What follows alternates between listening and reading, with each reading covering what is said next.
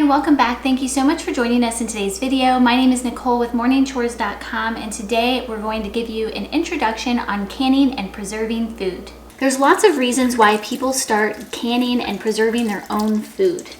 So in today's video, I'm going to talk about those reasons. Why would I want to can my own food when I can just purchase it from the grocery store? We're also going to go through a supply list, especially to get started. And then I'm going to share some practical ways on how you can get started really easily with this so that it's not so overwhelming. So let's talk about some of those reasons as to why people get into canning and preserving their own food. Reason number one is quality control. When you can your own food, you have mostly control over what you put in that jar. Whether you're canning produce that you grew in your own garden or you're getting that produce from a local farmer, you have a little bit more control in the ingredients. Whereas when you purchase a canned good off the shelf at the grocery store, you're depending on that company and what they're putting in that jar, and you're also depending on the government regulations, keeping that company in check for safety purposes. So there's a lot of dependency on other people, whereas when you can your own food, it's entirely up to you. Also, canning your own food just tastes better, and it tastes better because usually you're getting the produce in its peak season when it tastes the best and it's the most nutritious. The second reason why people consider canning their own food is it's really just about taking responsibility for your own food and your food source. So by canning your own food, you're kind of taking that dependency away from the grocery store and the food system, and you're putting that responsibility back on your shoulders. So by growing your own food or even buying it from a local farmer, you're kind of, not only supporting your own community and your local farmers, but you're taking back that dependency and saying, hey, I want to do this for myself. I want to have a little bit more control over where my food's coming from and how it's being processed. The third reason is building your skill set. This is just a really good skill to know how to do because you just never know. There might be a time in the future where you can't get to the grocery store, or maybe some type of catastrophe happens and the grocery store doesn't really have food. So by canning your own food, or at least knowing how to do it, you can have peace of mind knowing that you not only know how to preserve your own food, but you know how to put food on your shelves so that your family is taken care of. And the last reason that, at least for me, that I got into canning and preserving food is it's fun.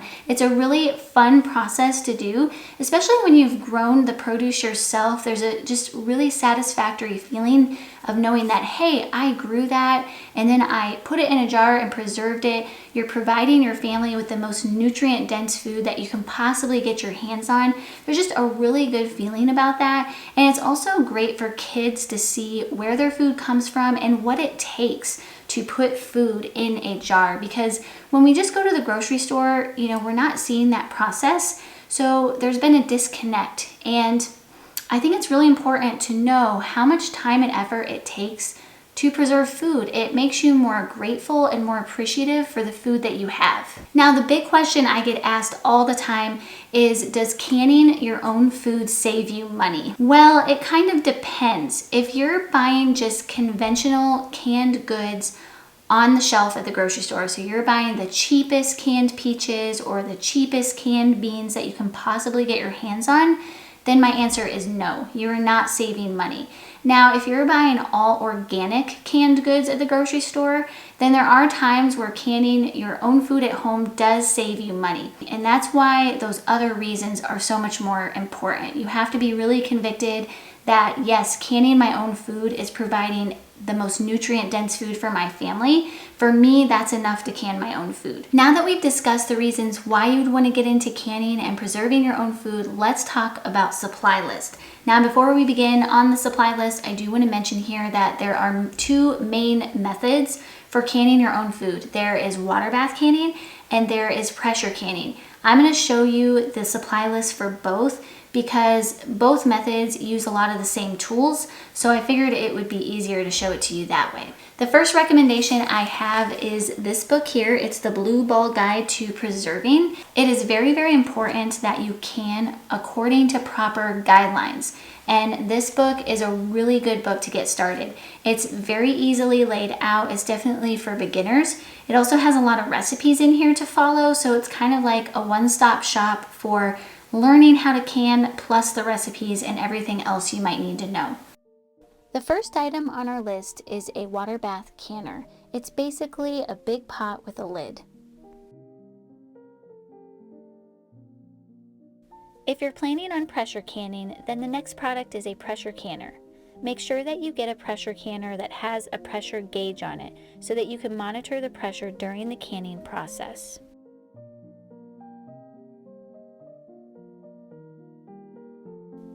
Next is the jar rack. This helps maneuver the jars in and out of the boiling water without burning yourself.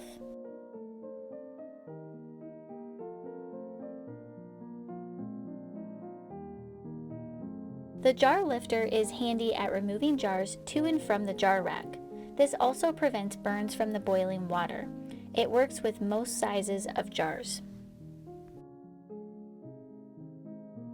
Now with the pressure canner, and your canner should come with one of these, but you need to set one of these in the bottom of the pressure canner because you don't want your glass jars sitting directly on the bottom of the canner because the heat could cause them to shatter. So we definitely don't want that. So like I said, this should come with your pressure canner. And then I actually bought an extra one because you can actually double stack your jars in your pressure canner, which saves so much time. But again, this is another item that you definitely need if you're pressure canning. Of course, the next item you need on your list, and probably one of the most important items, is your glass jars. Now these come in all different sizes, from gallon, half gallon, quarts, pints, half pints, even quarter pints. This is a quart jar and this is a pint jar, just so you can see the difference. And they also come in regular mouth and they come in wide mouth. So everyone's got their own preference. I personally prefer wide mouth. I think it's a lot easier to load the jars up with the food, but they are harder to find. You can order them online, but they are more expensive. So, sometimes you just have to buy what's available. Of course, you need lids for your jars. You can reuse your jars, but not your lids. They sell both wide mouth and regular mouth lids, so make sure you buy the correct size for your jars. And you also need bands to secure the lids to your jars. These also come in both wide mouth and regular mouth. The next item you need on the list is a magnetic lid lifter. When you're going through the canning process, which I will show you in the next video, before you add your lids to the jar, you have to soak these in really hot water. And you can't really grab them with your hands or you'll burn yourself. So this magnetic lid lifter makes it really easy to get them out of the water without burning yourself. The next item on the list is a bubble remover. So when you've added your food to the jar, before you put the lid on, you have to remove the air bubbles. So they sell a product, a tool that is basically looks just like a butter knife, but it's plastic. And all you do is just push this down around the edges inside the jar to remove air bubbles, because this is going to ensure that your lids seal. If there's any air bubbles in there, it could potentially cause your jar not to seal during the process. So you can purchase one of these or just use a good old butter knife or case knife, I believe is what it's called. The last item I'd like to mention that is super helpful is a funnel. The funnel helps load the food into the jars without making a big mess. Before we part ways, I wanted to share some really easy tips on how to get started with the canning process, especially if you're still feeling a little overwhelmed. The first tip is to find someone that has some canning experience, usually someone that is older or someone that you know that cans for a hobby. Having someone like this right next to you canning along with you will make the whole process feel a little less intimidating, and you'll have someone right there to ask questions who can also step in and help you when you need it. The second tip is to can in a clean kitchen. I cannot stress this tip enough. It is so overwhelming when you have a messy kitchen, a sink full of dirty dishes, and then on top of all that, you're trying to can. So take the extra time, clean the kitchen, get the dishes caught up so you have nice clean countertops and surfaces. This will also ensure that you are canning the food correctly and safely in a clean environment. It will make the whole process less overwhelming. There's a reason why I recommended the Ball Canning book right in the beginning of this video. It's because following instructions and proper canning instructions is really, really important. So if you just read through them a couple of times before you get started and just make sure you follow them correctly, nothing should really go wrong and you shouldn't have any issues.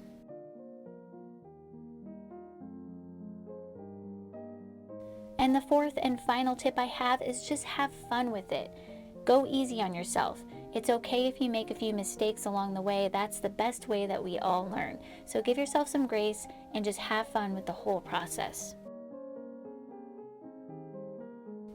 Keep an eye out for our next YouTube video where I demonstrate how to water bath can while making homemade applesauce. It's a really fun, easy recipe and it's a great way to get started in your canning journey. Thank you so much for joining us in today's video. For more information on sustainable living, gardening, and homesteading, check out morningchores.com.